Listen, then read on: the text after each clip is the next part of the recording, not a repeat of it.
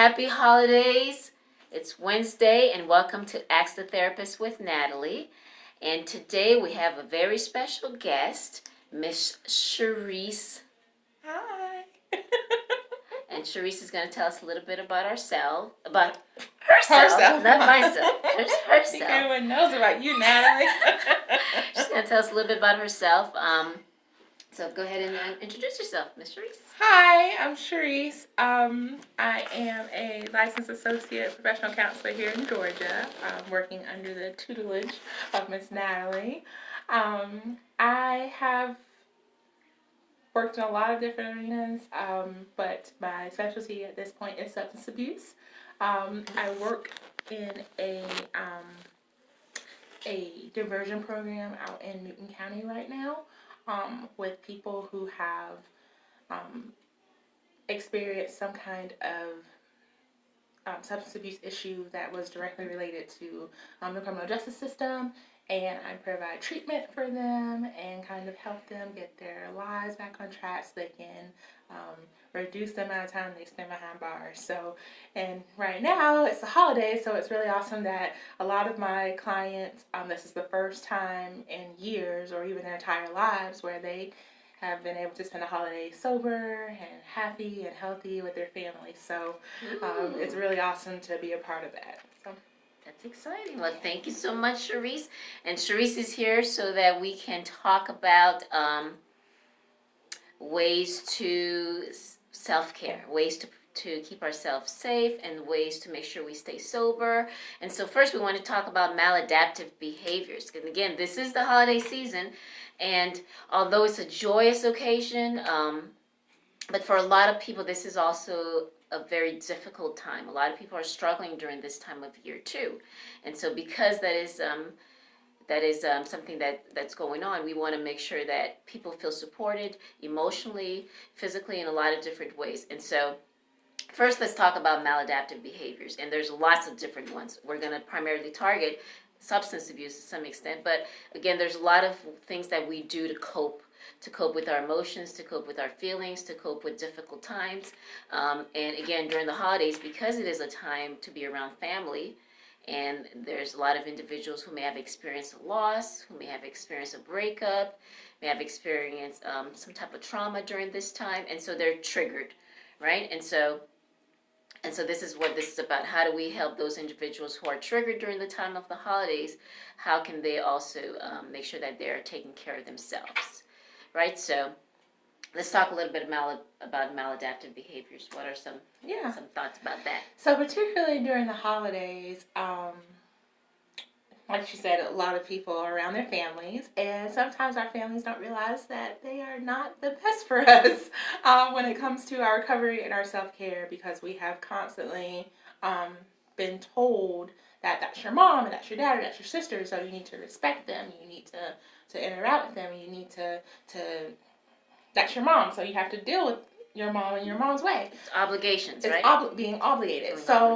One of the things that turns into a maladaptive, when we use maladaptive, that just means it's something that is not going to get us closer to our helpfulness and our happiness, is attaching ourselves to that obligation. So if I know that my mom is going to talk about my weight every time she sees me, or point out my deficiencies whenever I'm in front of her, then it's up to me to make sure that I monitor my interactions with her.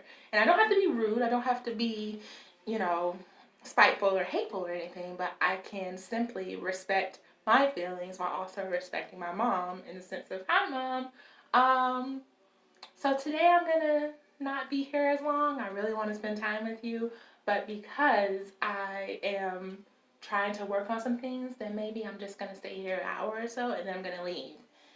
So just kind of talking to people and communicating with people, because if I'm with my mom and I know she's going to talk about my weight, then that goes into another maladaptive thing, is coping, right? And if I cope with food, then that's another way of her to, it makes a cycle, if you will. I don't know if I'm making sense, but Yeah, so if my weight is my issue and then people mention my weight and I cope with food, then my weight becomes an issue again, and then I keep going in this round and round and round in self. So trying to first monitor how I feel about myself and how I feel about where I am, just to monitor that. So that's the first thing, is monitoring how I feel in each situation and honoring that. So that's a great point to bring up, Sharice, and it sounds a lot like setting limits and setting boundaries with people, and you've said something really interesting. So even though these are our parents, these are our family members, these are people that we often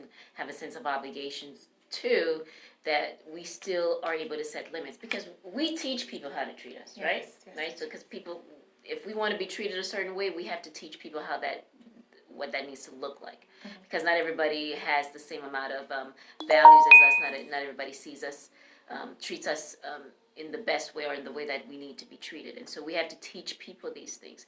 And so even with our parents, we sometimes have to do that. And with you saying that, I remember having a client where she is triggered a lot when she's around her family. She is triggered a lot because of the judgment, the comments in regards to her weight, in regards to her profession, in regards to different things. And so she hates family functions. So it brings her a lot of anxiety, brings her a lot of stress. And so some of her ways of coping is through eating or avoidance or just her irritability, and so a lot of her mental health is affected when she is around family. And again, the holiday season, we're around a lot of people, and so our mental health may be jeopardized as a result of that. And so it's important to self-monitor, and as you said, self-monitor our behaviors, self-monitor our emotions, self-monitor who we're around, so that we could set boundaries and set limits. Yes, and keeping track of it, like, if you have to write it down, if you have to set a timer for yourself. I kind of do that for I keep my cell phone with me, and I have I like to write personally, so I have a couple of different calendars that I write things in. I have one that's for work, and I have one for personal things. I just keep track of stuff. So like, I went to the gym earlier this week, and I'm going tomorrow. So those things are in my personal calendar that I keep, and then I also keep my work calendar so that I don't mix the two, because that's another thing that people use as a maladaptive behavior is, okay, well, I'm going to avoid everybody. I'm going to avoid everything. So I'm going to work. I'm going to do everything outside of taking care of myself. And while work is a part of taking care of ourselves, we aren't just workers. We aren't just daughters. We're not just moms. We're not just one part. So we have to make sure that we're monitoring each part of us and each role that we play in life. Because if we're under operating in one area and over operating in another, then there's no balance. And that's literally what we're trying to accomplish, is some kind of balance, or at least managing the things that are overwhelming, and and increasing the things that we aren't necessarily engaging in as much as we probably should. Yeah, that's a great point. Just making sure that there's balance. And so just earlier today, I was with a client, and she had planned an activity that I was going to be a part of for this weekend.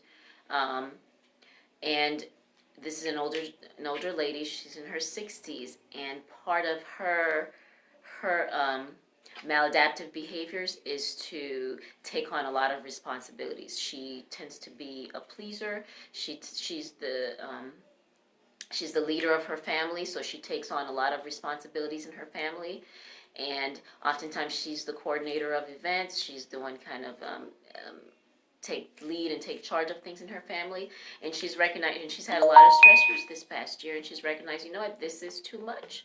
And so although there was an activity that she had taken on and that she planned, she told me today that she called everybody and says, I am going to cancel because I have too much going on. And so again, being aware of that and recognizing that, right? And so, like you said, not sometimes we tend to overwork and overcompensate and overdo these things, but again, making sure that there's a balance in our life, because life continues to happen even during the holiday season. Yes, it does. Right? And so it's not as if everything you've had going on just automatically stops because now we're in this season. And so it's important to be aware of all these of all of that. Okay. So and other things that we engage in like spending money because we want to buy our kids and our families gifts and work and potlucks and all these things. That's another thing we need to monitor is how much money we're spending because that verbiage of you can't buy love, right? So, but you could definitely make a difficult situation for yourself through, not managing your money well. So while you might not be able to buy love, you can definitely dig yourself into some sadness and depression with spending too much money. So, yeah, being financially overwhelmed, and I hear it often. People feeling as if they're again obligated because it's the holiday season to buy gifts, to buy these things, and people not paying their rent or not taking care of their responsibilities because they want to make sure they have money for gifts for people. And again, when we're taking on these responsibilities or feeling obligated to do these things, again, understanding the reason why, the reason why it's important to give a gift versus not, right? And again, why? And so, because again, we put a lot of pressure on ourselves during this time to make sure that people are happy, people have gifts, and again, why is that so important? And so that's something to pay attention to, be aware of. Can you think of any other maladaptive behaviors? No, we talked about like overeating, overspending during the holiday season, avoiding. People are avoiding situations during the holiday season, and those are all maladaptive things. And again, because the holiday season is a joyous occasion, oftentimes we do a lot of drinking, a lot of socializing, a lot of these things, and for a lot of people who struggle with anxiety or who struggle with social interactions, drugs and alcohol may be a big part. So I wanted for us to kind of focus on a little bit about that. And that is something that is on the rise, would you say? Yes. So I was just looking here at some statistics. And this article here from Biospace says that drug and alcohol relapses spike 150% during the holidays, which makes sense, right? Because especially in our society in this day of age, everyone is drink and be merry, or pour your own troubles, or have a drink for pretty much any occasion, happiness, sadness, celebration, you know.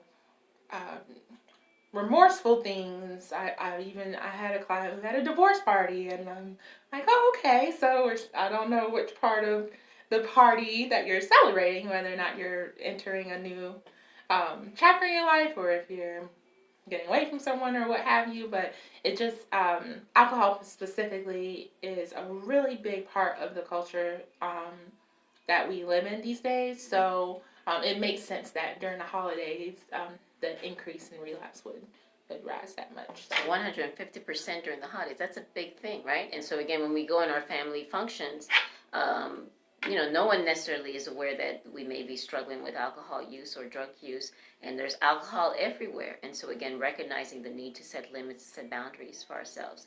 And so, because this is a time that those who have issues with substance abuse may be more vulnerable during this time of year, and making sure they have a plan in place. Right. So, and a lot with my clients specifically, so they're in my program, so they're not allowed to be around certain people, specifically in the earlier stages. But with most treatment modalities, it's to teach you how to take the skills and the information that you learned in the beginning and use it autonomously, use it by yourself. Okay. So some of our individuals are now in the phase of the program where their curfews are later, they don't have to come to group as often, so they're having the opportunity to spend more time with people.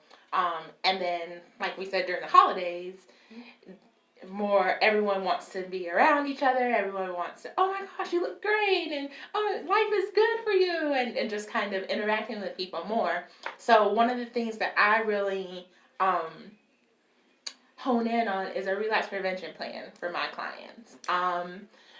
And that talks about a lot of things. That talks about their progress so far in treatment, all the things that they've gained so far by being sober. A lot of them have regained trust from their families. A lot of them have gotten jobs. A lot of them have gotten their children back, or gotten a driver's license, things like that. So we talk heavily about the things that they've gained from being sober. Other therapists talk about the things that they've lost because of using. I try not to take that stance. I'm more of a strengths-based counselor myself. Mm-hmm. But that works for some people too. Talk about, this time last year you were in jail or prison. This time last year you didn't have a job. This time last year your family, you were homeless because your family had kicked you out.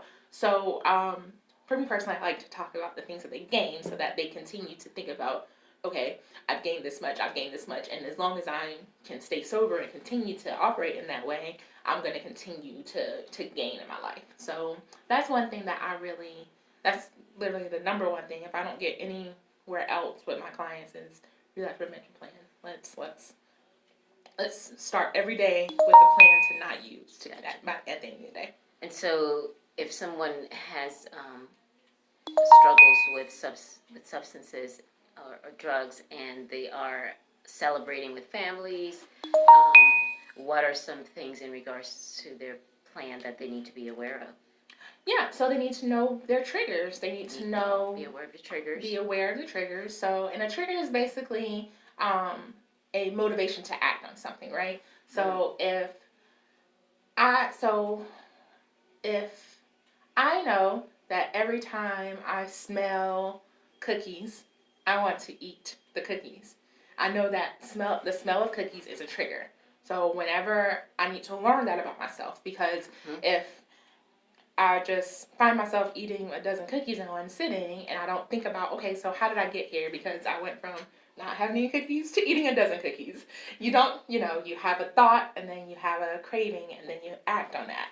So, and the easiest way to combat against that is changing how you think, because we control how we think, and then how we think becomes how we behave, and then that becomes who we are as people, right? Okay. Because if we behave a certain way and make it a habit, then that becomes a part of who we are. So if I habitually am early or on time, then I am a punctual person.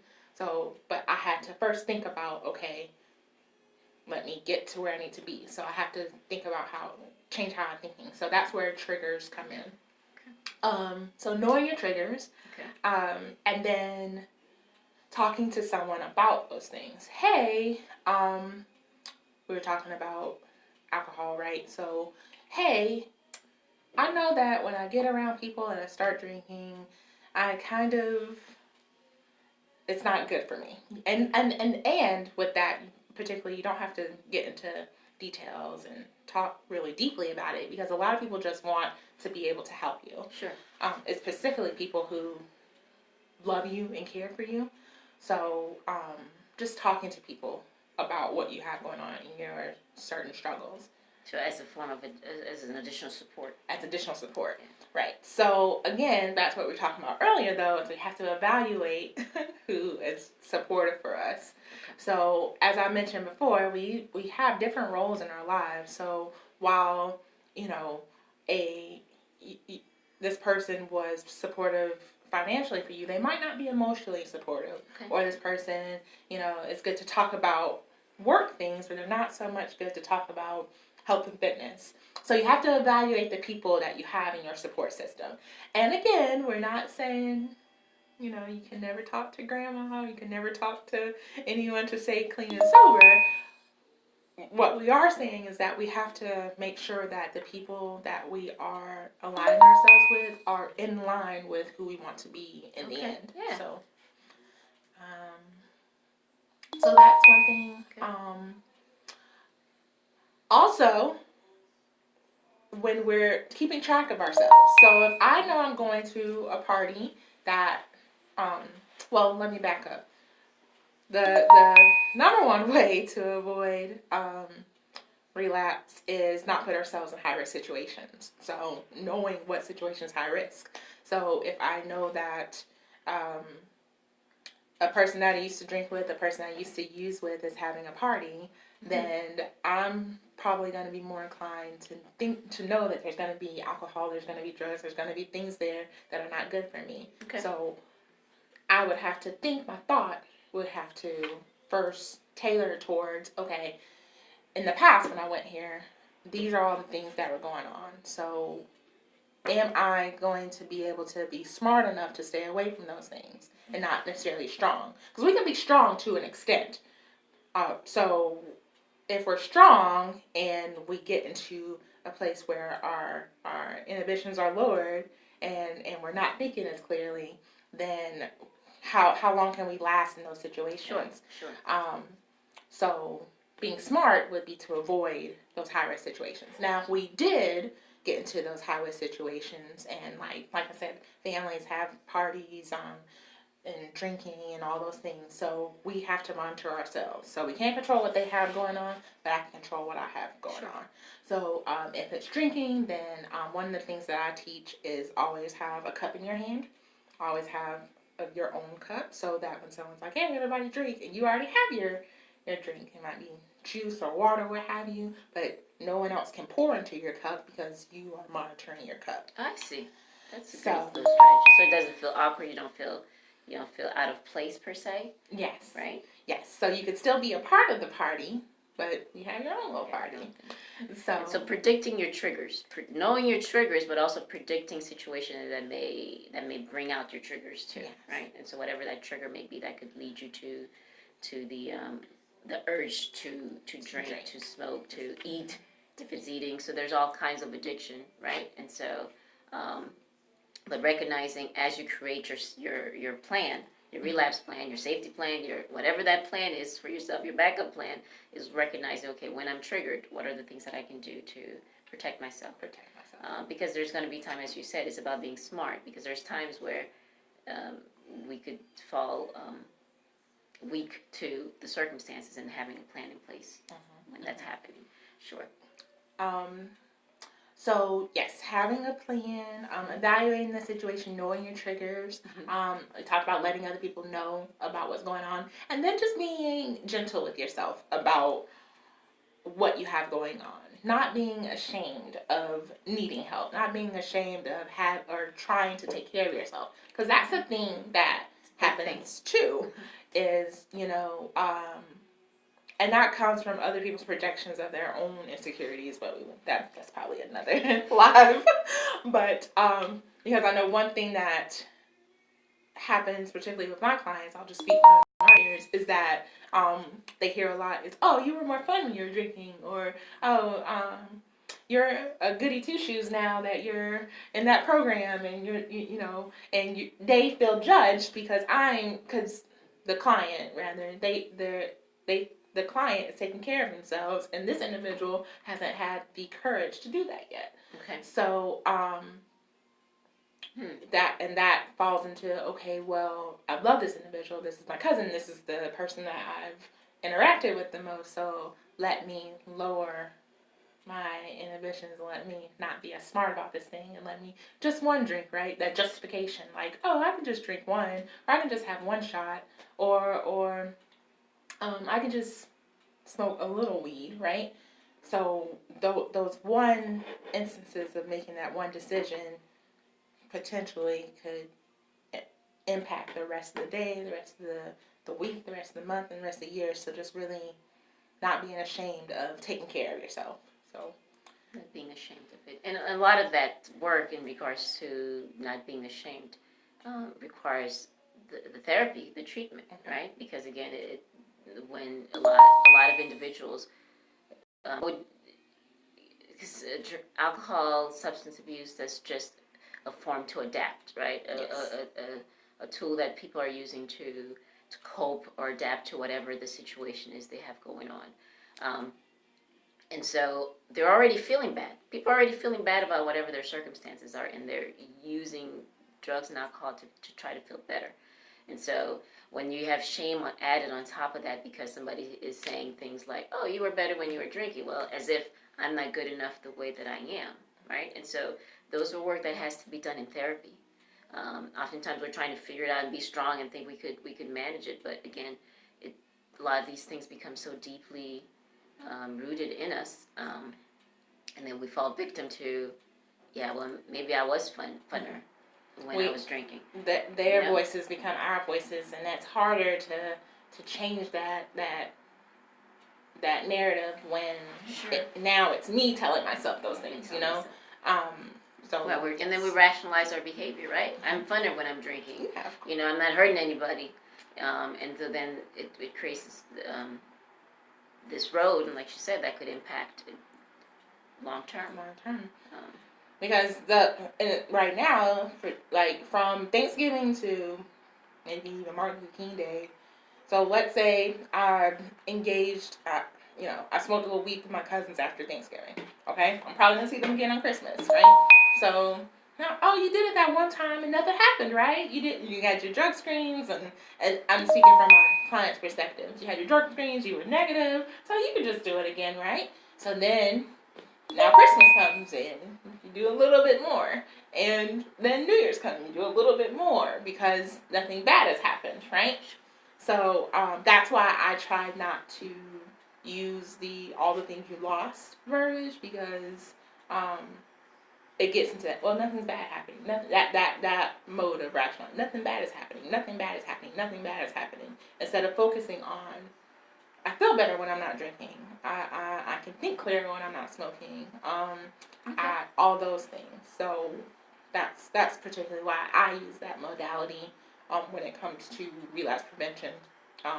Because we can always think about nothing bad is happening, but it's harder. We take for granted all the good that's happening around us. So. Sure. Yeah, and focusing on the positive things that comes out of being sober, that comes out of that. Definitely.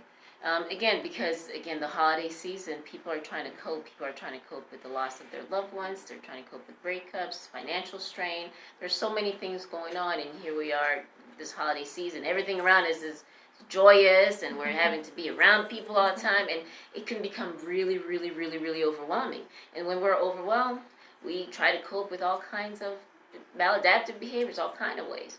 And drugs and alcohol is a big thing that ways that people are coping, and it's creating a lot of other issues and other stressors. And so we want to make sure that people are aware of that. What are some signs, or what are some things that any individual can pay attention to kind of let them know, hey, maybe I may have an issue with, I may have an addiction, okay. I may have that. Yeah. So, a lot of times when it comes to identifying if I'm an alcoholic, or I'm a drug addict, or if I drink too much, or if I, smoke weed all the time, is our self-awareness. And a lot of times, like you said, we justify why we're doing things. So it is coming outside of ourselves and talking to other people. If you're hearing, hey, Natalie, when you drink, it makes for these bad situations for you. Okay, and so now it's brought to awareness. Now I need to make it my self-awareness. So, okay, let me see what happens when I drink. And, that very next time, I keep track of how I drink. I keep track of what happens. I keep track of how I interact with people. So it's bringing the awareness to ourselves, and I tell my clients all the time, like, they come into the program because they're mandated, but they stay in the program because they want to.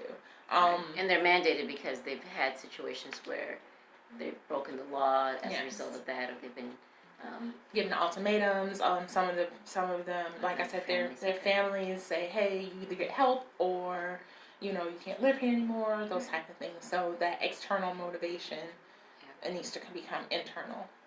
Because those poor maladaptive behaviors do impact relationships, right? Yes.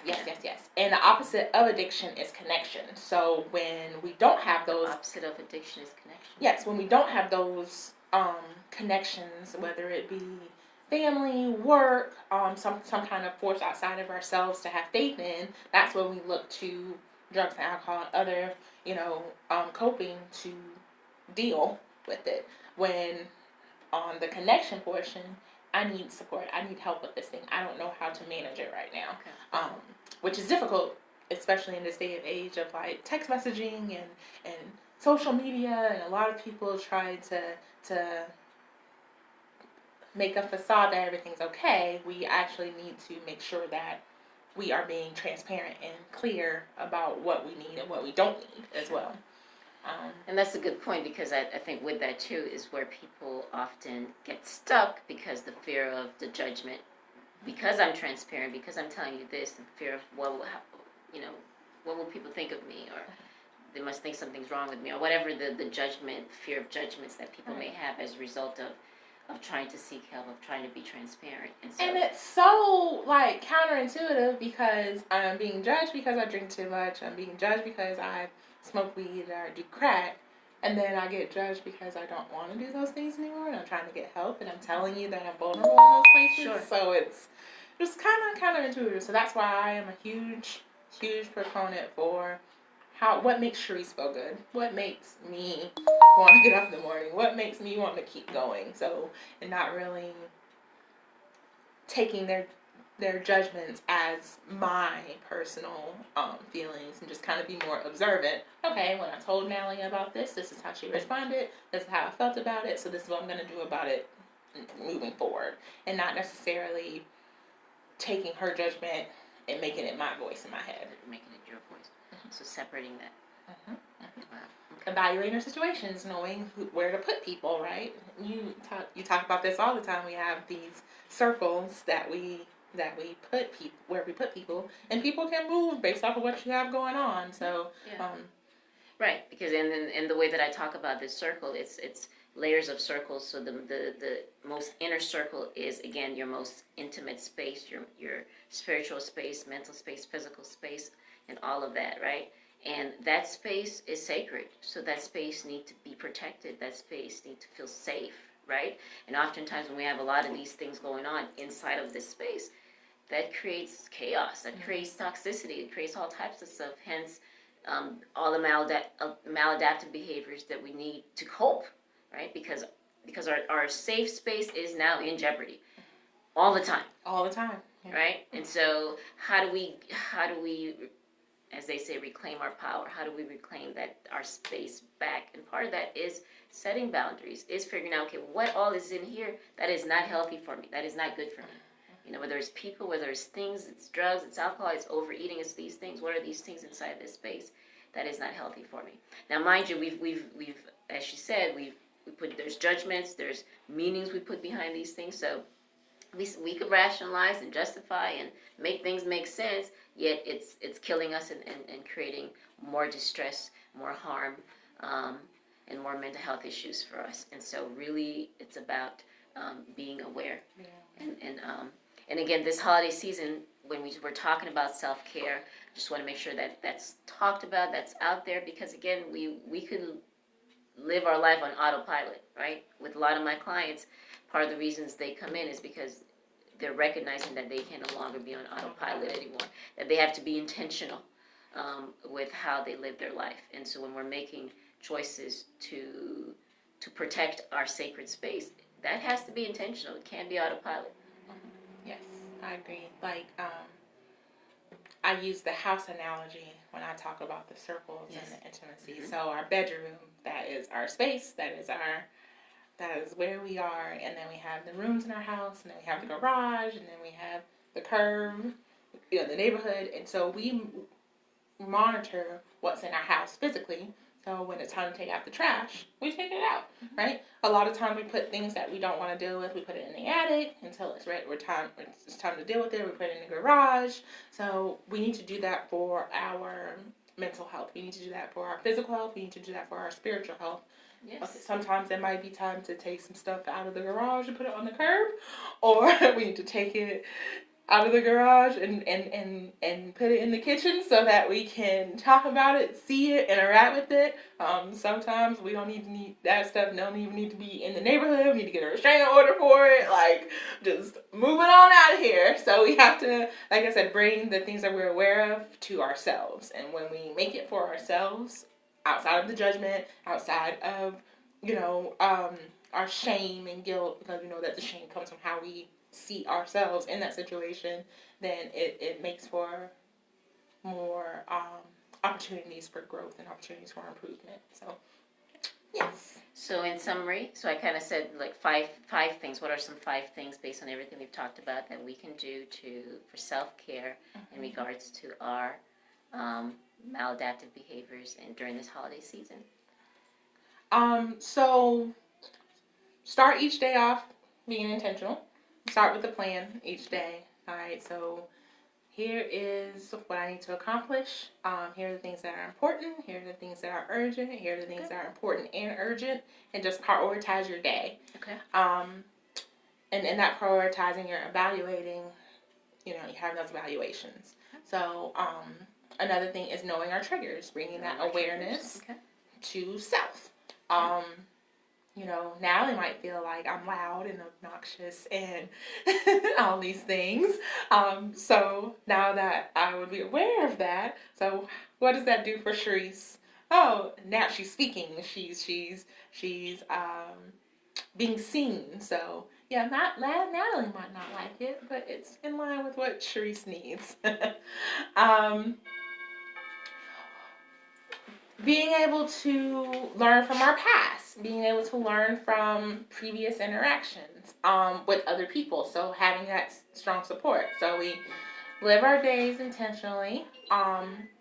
We know our triggers. We interact with supports, and making sure that we know that the opposite of addiction is connection. And we actually communicate those things that we need from our support systems. Don't be ashamed, right? So start each day off with a intention to live, evaluate each situation, know our triggers, interact with our support systems, and be gentle with ourselves. Okay. That's 5. You did the 5? I did the 5. Okay, Yes. great. So, yes. So hopefully this was helpful for everyone.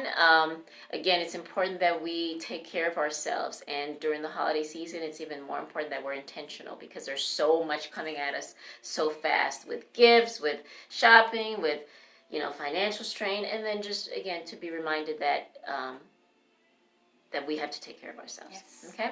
So thank you everyone for joining us, and thank you Sharice for being here and giving us some insight in regards to things that we can do to take care of ourselves regarding our maladaptive behaviors. And so thank you so much for joining us, and see you next time on Ask the Therapist. Good day.